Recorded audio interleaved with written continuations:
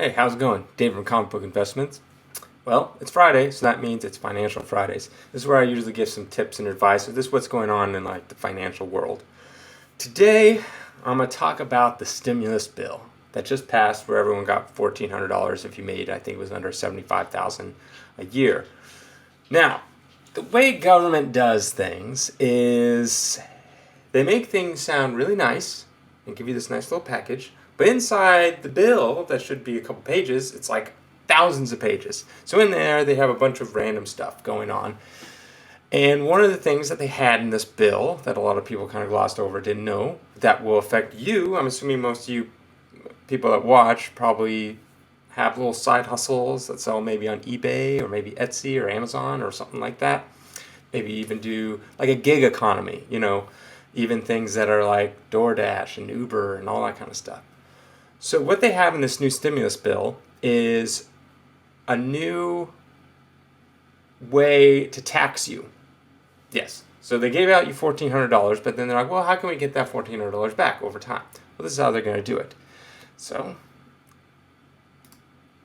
there we go. A new tax. But this tax, normally what you do, anyone that's sold on eBay and use PayPal or something like that, or maybe sold on Etsy or somehow a way that you collect payments via credit card or anything like that, you will get a 1099-K. And a 1099-K is not like a W-2. A W-2 is where you work for someone. So say I go and work at a grocery store like Vons or Safeway or whatever like that. When I'm done with my year of working there, they will send me a W-2. And that basically means that I worked for this company and this is how much I made, and Vons or Safeway will send it to the government and then also give me a copy, right? But my taxes get taken out every paycheck. But with a 1099-K is PayPal or eBay or whoever, eBay collects payments now, or someone that collects payments for you just goes to the government and says, hey, this person made X dollars from selling on our platforms or whatever, using our service. They don't, eBay doesn't take money per paycheck out of you for withholdings for Social Security, Medicare, all that, and taxes and whatnot. So they just show the government, it's like, hey, it's been, $1,000, $10,000, $100,000. That's what basically they did. So normally what it is, if you look over here, is it used to be, here was, in order to receive a 1099-K from someone like eBay, you would have to have annual gross payments of over $20,000 or more than 200 transactions. So it usually meant someone that's on eBay a lot, selling a lot, things like that. I remember a time when eBay and PayPal and stuff didn't even give you 1099s. When I first started, there was nothing. Everything just went under the radar. The government had no idea how much people were making on eBay. So now it is no longer $20,000. Now it is, where is it? $600 or more.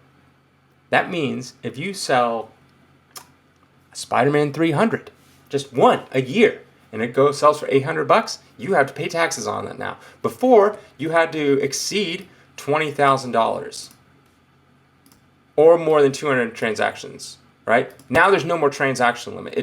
You can sell one thing. So what does that mean?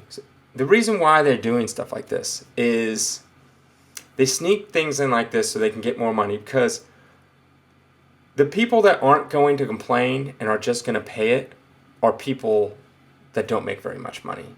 If you were rich or something like that, you would fight it, right? And you would put them in all sorts of problems. That's why they're not trying to tax the rich. If they the more they tax the rich and the more they try to audit the rich and all this kind of stuff, the more suits and all this kind of stuff comes up. So the easiest way to get money is the path of least resistance, which is poor people.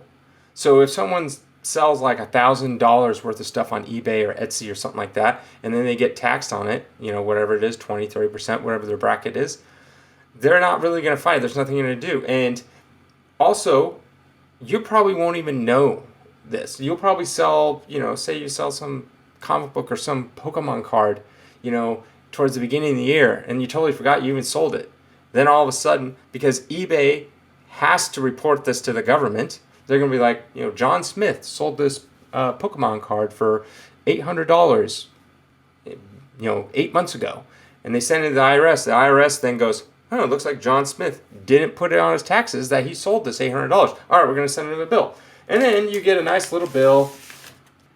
It just sucks. It feels like whenever people are trying to get ahead just a little bit, by these gig economies, a little extra money here and there, it just seems like, nope, got to pull you back. Yep, you got to figure out a way to siphon more money so it makes you more poor, And, who wrote the laws? It's all a bunch of rich people. And they find a way. They don't want to pay their fair share. They find all these loopholes and all these kind of things that,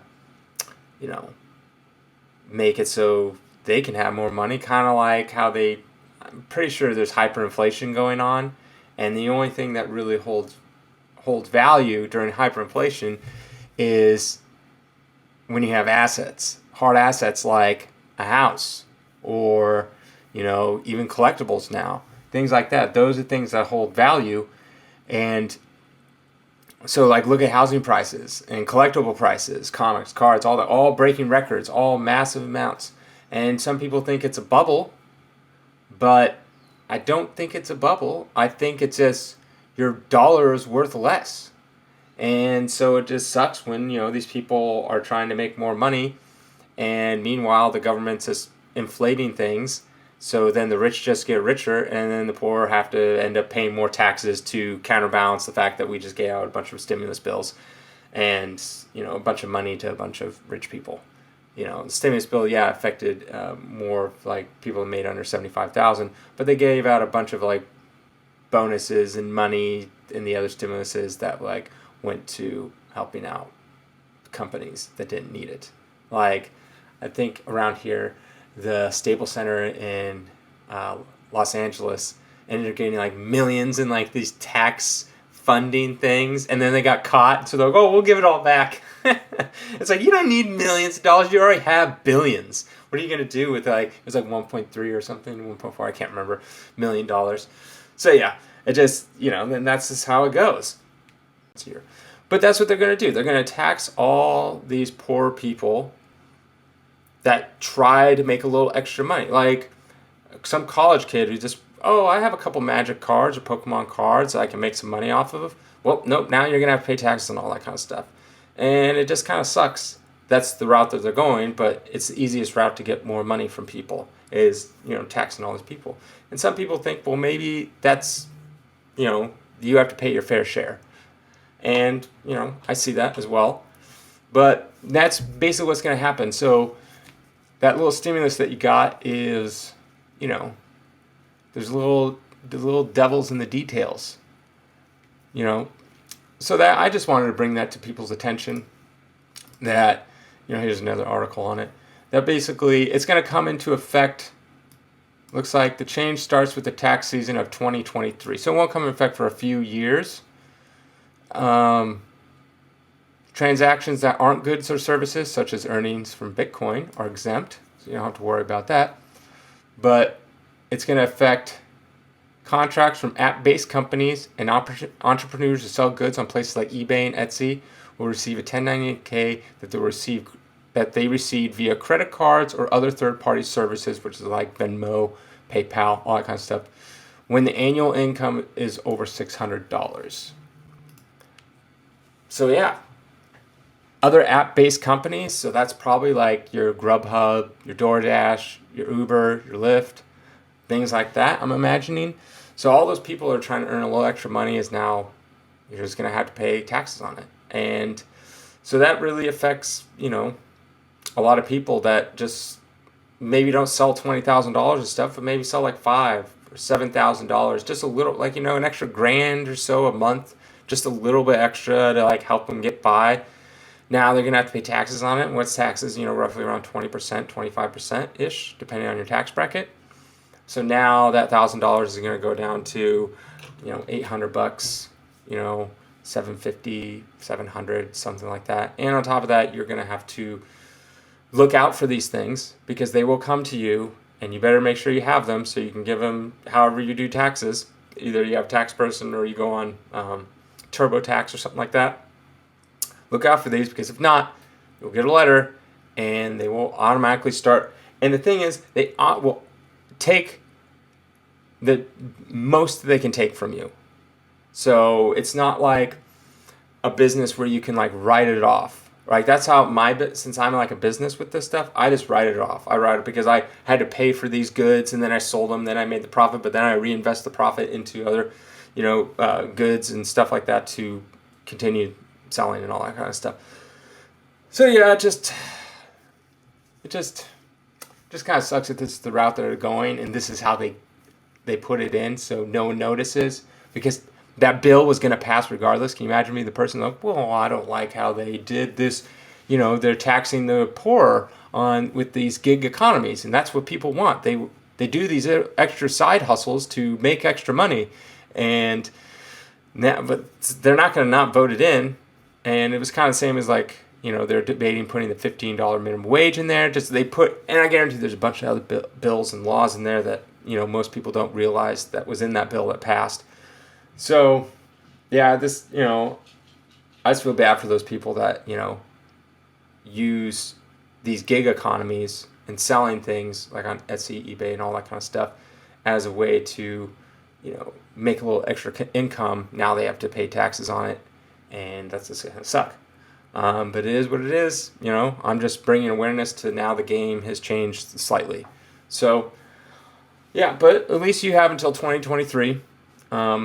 To figure it out. But yeah, so I hope you like this kind of stuff. I have a personal goal. I'm trying by the end of April, I'm trying to get to 1,000 subscribers. I'm at about 700 right now, so I have 300 more to go. It seems like a lot, but I gained like 650 last month. So if I can basically do roughly about half what I did last month, I can hit 1,000. So yeah, I'm gonna do everything I can. So if you like this kind of stuff, please subscribe. And if you've already subscribed, just like or comment or whatever. Just say hello. Thank you. Have a good weekend.